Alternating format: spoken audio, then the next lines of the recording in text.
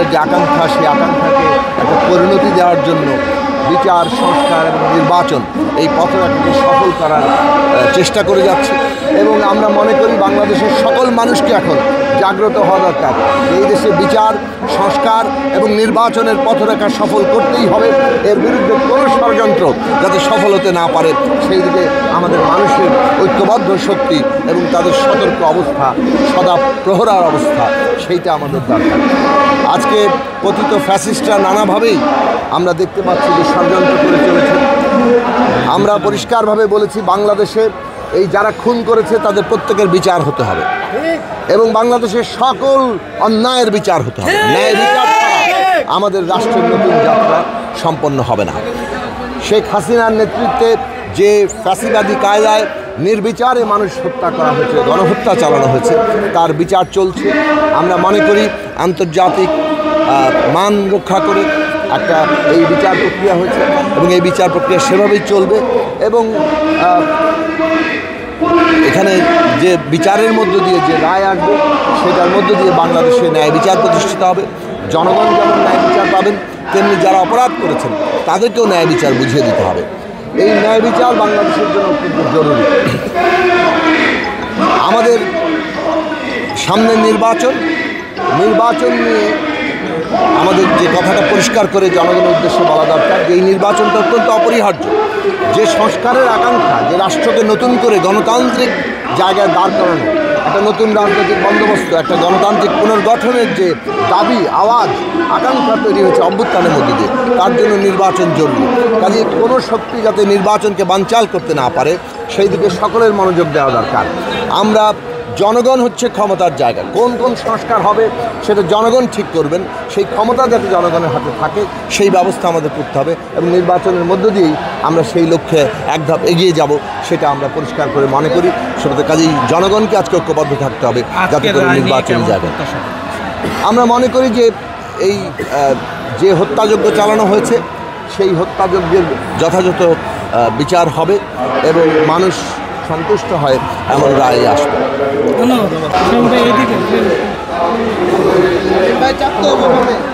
Ready আপনারা? আচ্ছা, সবাইকে সালাম এবং শুভেচ্ছা। আসসালামু আলাইকুম। আজ মজলুম জননেতা মাওলানা আব্দুল হামিদ খান ভাসানীর 49তম মৃত্যুবার্ষিকী। আমরা তার এই মৃত্যুবার্ষিকীতে তার স্মৃতির প্রতি গভীর শ্রদ্ধা জানাই। সেই শ্রদ্ধা জানাতেই আমরা এখানে এসেছি। আমরা তার মাজারে দোয়া পাঠ করেছি এবং এই যে মাওলানা ভাসানীকে আজকে আমরা স্মরণ করছি, আসলে আমরা প্রতিদিনই স্মরণ করি। কেননা মাওলানা ভাসানী এই দেশের মানুষের মুক্তির সংগ্রামের কতগুলো দিশা দিয়েছে এবং তার জীবদ্দশায়, তার শৈশব থেকে তিনি আজীবন যে মানুষের মুক্তির সংগ্রাম করেছেন, সেই মুক্তির সংগ্রাম চলছে। এখনও এই দেশের শ্রমিক, কৃষক, খেটে খাওয়া মানুষ, এই দেশের সকল নিপীড়িত ধর্মীয়, জাতিগোষ্ঠী, লিঙ্গীয় পরিচয়ের মানুষ, প্রান্তিক মানুষ, যারা ক্ষমতার দিক থেকে অধস্তন, সকলের যে মুক্তির জায়গা, সেই মুক্তির লড়াইটা বাংলাদেশের একটা সংগঠিত সংগ্রামের রূপ দিয়েছিলেন মাওলানা ভাসানী এবং তিনি আজীবন তাদের পক্ষে লড়াই করে গিয়েছেন এবং এমন এক রাষ্ট্র কল্পনা করেছেন যেখানে এই যে খেটে খাওয়া মানুষ, দেশের সংখ্যাগরিষ্ঠ মানুষ, সকল পরিচয়ের মানুষ, তারা মাথা উঁচু করে নাগরিক মর্যাদা নিয়ে তারা এই রাষ্ট্রে বসবাস করবে এবং রাষ্ট্রটাকে সেভাবেই সাজাতে হবে। ফলে তার রাষ্ট্র কল্পনার মধ্যে যেমন স্বাধীনতা, সার্বভৌমত্বের প্রশ্নটি অত্যন্ত গুরুত্বপূর্ণ ছিল। তিনি সবসময়ই সার্বভৌমত্বের জন্য, স্বাধীনতার জন্য লড়াই করেছেন, বাংলাদেশের স্বাধীনতা সংগ্রামের ভিত্তি প্রস্তর করেছেন।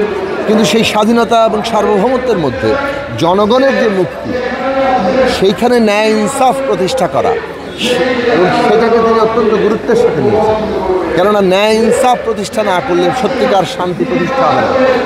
মানুষের মধ্যে যদি শোষণ, বঞ্চনা, তাদের যদি অত্যাচার, নিপীড়ন থাকে, হিসেবে দেখেন। আমরা যে প্রকৃতিতে বসবাস করি, এই প্রকৃতির অংশ হিসেবে তিনি মানুষকে দেখেছেন এবং এই পুরো প্রাণ জগতের যে হক, সেই হক আদায়ের কথা তিনি পরিষ্কারভাবে বলছেন। রাষ্ট্রকে সেই অনুযায়ী সাজানোর জায়গাতে তিনি তার রাষ্ট্র কল্পনাকে হাজির করেছিলেন।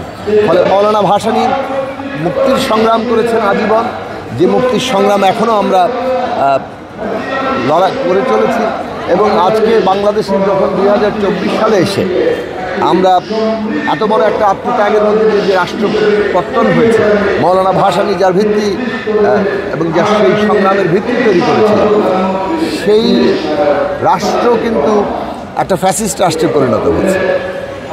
এই রাষ্ট্র যারা পরিচালক হয়েছেন তারা নিজেদের ক্ষমতা টিকিয়ে রাখার জন্য এই দেশের নাগরিকদেরকে অকাতরে নির্বিচারে গুলি করে হত্যা করছে।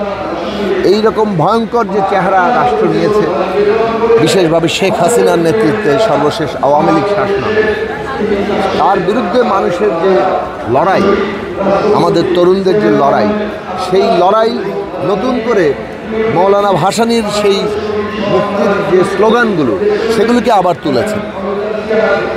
আমাদের সহ কোনো দেশের কাছে আমরা প্রধানত হব না, এইটা স্পষ্টভাবে সামনে এসছে।